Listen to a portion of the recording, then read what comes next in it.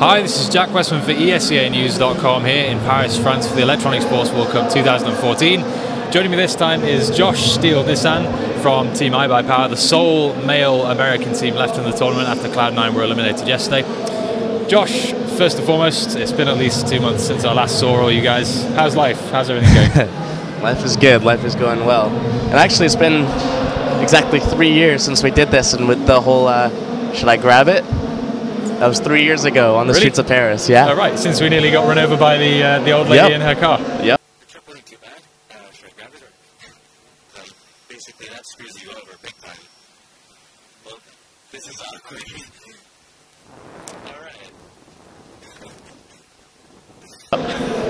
We go way back. That interview was pretty poor, if I remember correctly. Not saying this will be any better, of course.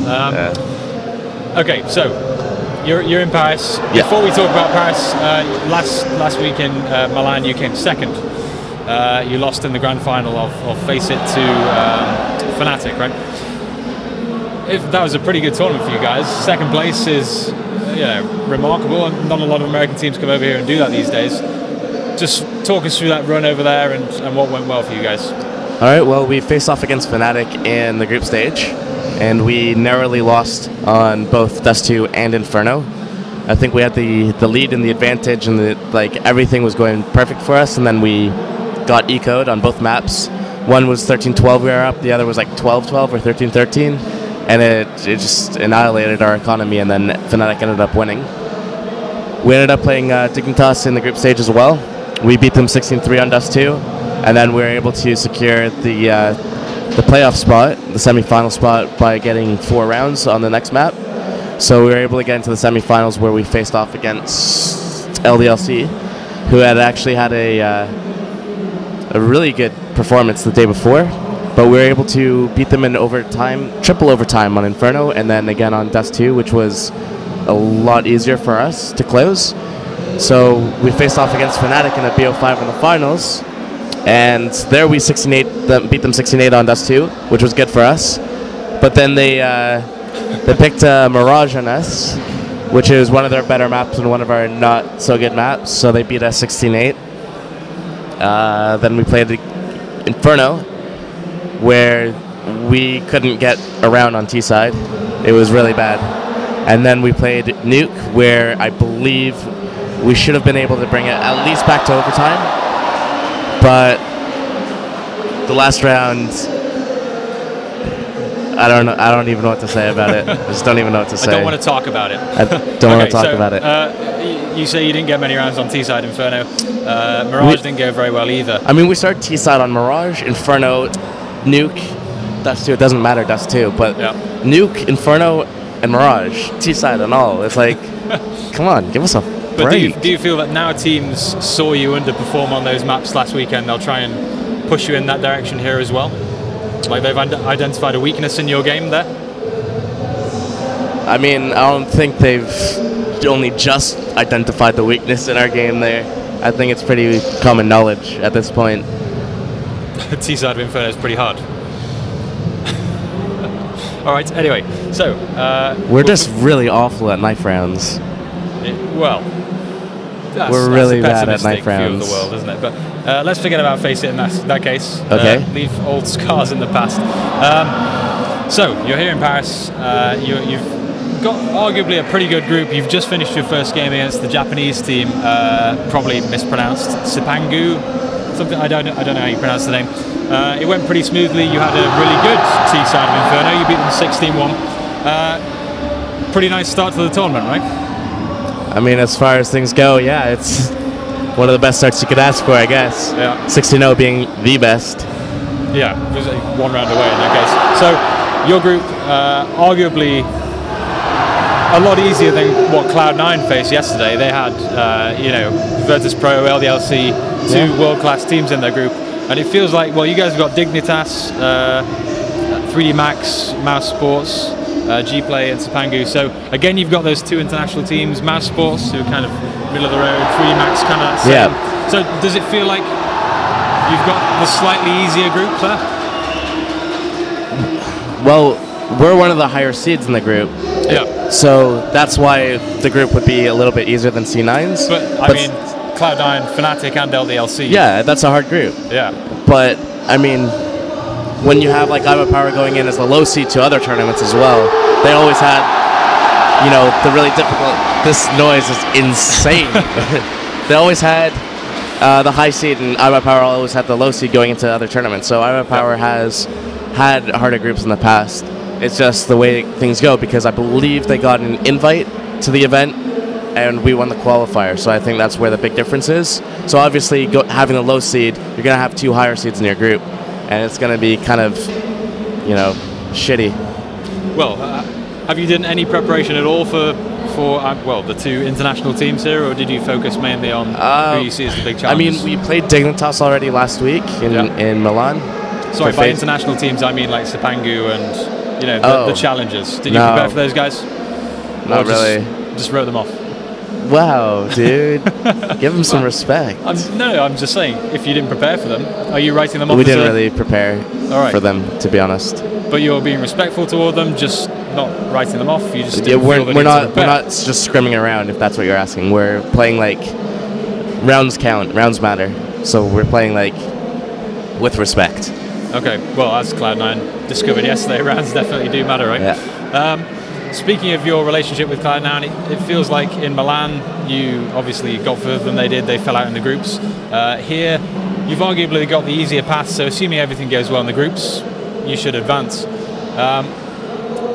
Is it just luck of the draw, or have you been playing better than them recently? Is this an uptick in your team's performance? A little bit of both. I mean, when I saw the groups for this, I'm just like, all right, that's good. But no, we've been playing a lot better together as a team, and individually people have stepped up as well. So having a combination of both is really setting us apart from the old identity that we had, I guess, of being that team that goes out in groups. Yeah. AKA I buy plane tickets. I think that's the latest one. That's the latest insult. Yeah, that was there was a new one actually after you did quite well at Face It. Maybe I forgot what it was. Like you buy plane tickets for the other people, or maybe. Anyway, okay, so a little bit of both. And you say your team have been stepping up individually. Again, is that just, have you been putting extra time in, or is that just the nature of Counter-Strike? Sometimes you have good tournaments, sometimes you have bad tournaments. It's a little bit of both. So, like, personally, I spent more time in the deathmatch so I can hit my shots. Yeah. But it could be that, you know, maybe you have an off day, and that day you have group stage, and then, you know, you're out of the entire tournament. Maybe it's an off week, maybe you're in a rut. Could be a number of things. Like right now I'm feeling a little under the weather, so hopefully like it doesn't affect me. Like I feel for the most part fine, but we'll see how it goes. So you're a little bit ill at the moment? A little bit. Sweet. Let me just yeah, don't worry, it's not Ebola. It's not Ebola. As long as it's not Ebola, we're fine. Now in Cologne, that had the new Valve maps. It had Cobblestone Overpass, and you were quite outspoken about them at the time. They've since been updated. They're here again in Paris. Have you learned to love them yet, or still a chip on the shoulder? I think Overpass could be fun. Yeah. Cobble, not so much. I think Overpass, though, you just really need to play it a lot.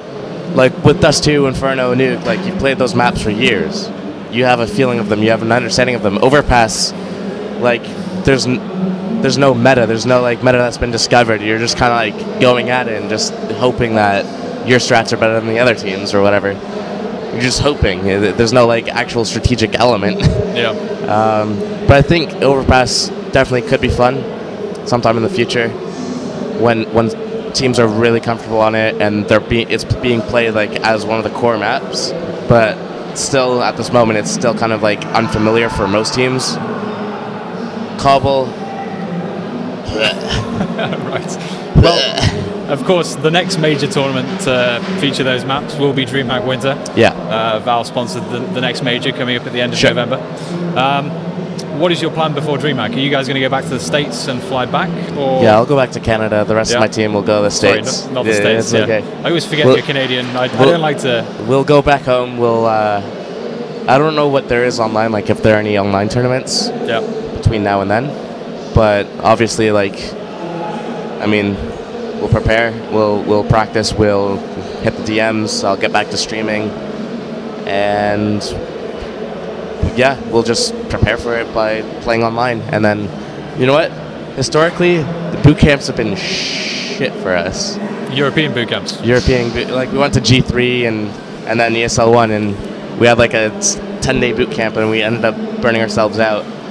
But there's going to be like Valve's hosting or DreamHack. 5 days. Yeah, 5-day boot Valve, camp. yeah. So like we'll have that boot camp in Sweden, which would be good. So I think that's all the preparation we need, really. I think everything until then is just play how we normally play online. Does the boot camp, because this is something Jordan Nothing was saying yesterday. Yeah. Yes, you've got this 5-day boot camp in Sweden, but you're all going to be in the same room together. Yeah. There's a lot of potential for teams to just stand behind one another and kind of look at the strats, right? So, how does that limit how useful a boot camp is if everybody's standing over your shoulder, breathing down your neck the entire time? Does it mean you have to show less? Yeah, and I'll give you an example of that. We were boot camping when we were in Paris for ESWC last time. We were boot camping at a LAN center that sponsored Very Games, the Team Very Games, and they stood behind us with like a notepad, writing down everything we were doing. And we're just like, okay. Right. I think it depends on the proximity and how close people are. I think if everyone respects the other teams, then, you know, it can be okay. But I don't know what the setup is like. No one knows what the setup's like. We don't know how much space or privacy we have. And then it's how you use the boot camp time as well. Like, are you just practicing, like playing the other teams over and over? Are you dry running strats? Like if I'm dry running a strat with my team and we have like Nip standing behind us, then obviously, yeah, they're just going to be like, oh, this is exactly how they run their strat. So, I don't know. It depends on the layout of everything. All right. And just before we go, I know you've got more matches to play. How are you going to do today? Who are you going to beat? Who's going to be your biggest threat other than, well, Dignitas would be our biggest threat, but we play them last. Now's, I don't know. We'll see in, 10 minutes? Cautiously optimistic. Yeah. Okay, last but not least, do you want to run through shout-outs before we go? Yeah. That's the easiest way. That'll probably do, to be honest. Yeah. Don't even need to read anymore. Yeah. Thanks, iBUYPOWER. Right. Josh, happy 3-year anniversary of our first interview. It's always a pleasure. Anyway, for everyone at esca.net and escanews.com, stay tuned throughout today, tomorrow and Sunday for full coverage of the rest of ESWC 2014 in Paris, France.